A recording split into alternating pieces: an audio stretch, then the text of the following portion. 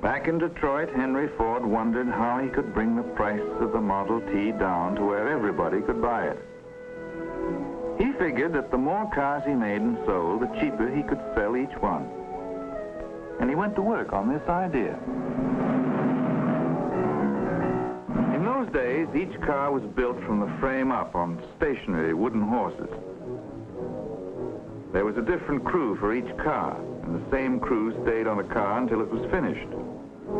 That meant duplication of effort and a lot of time wasted. So they tried moving the men from car to car. Each man had a special job to do, and as soon as he finished it, he moved on to the next car and did the same thing there.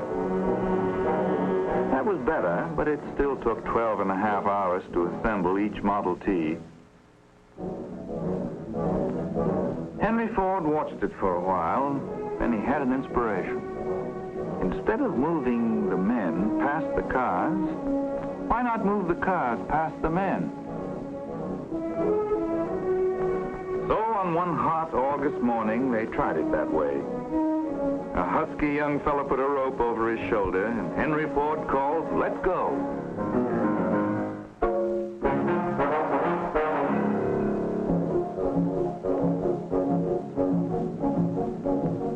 And at that very moment, as the workmen began to fasten the parts onto the slowly moving car, the assembly line was born, a technique that was to revolutionize mass production all over the world.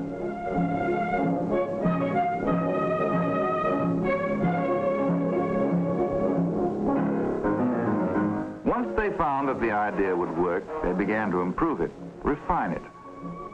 They rolled the chassis down a single line of track, pushing it from crew to crew. And the more expert they became at this new method, the faster the cars came off the assembly line, and the price of the Model T began to drop.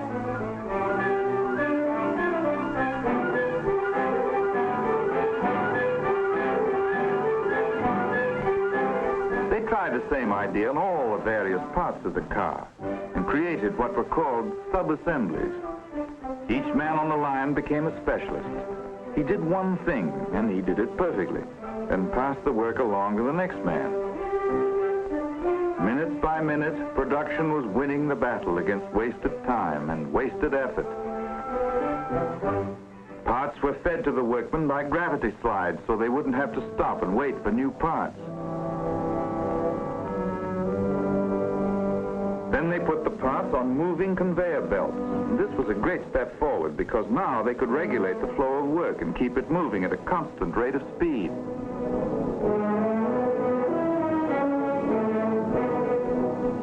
And the conveyor belts grew longer and more complex as they moved the work from place to place in the huge shops.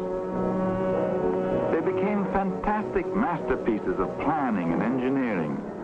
But the battle against wasted time and wasted effort was being won.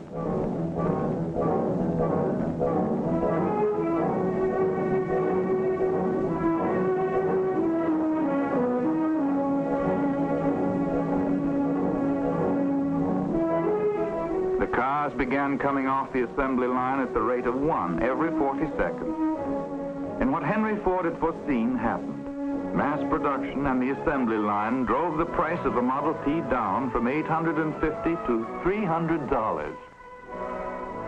Now everybody could have one.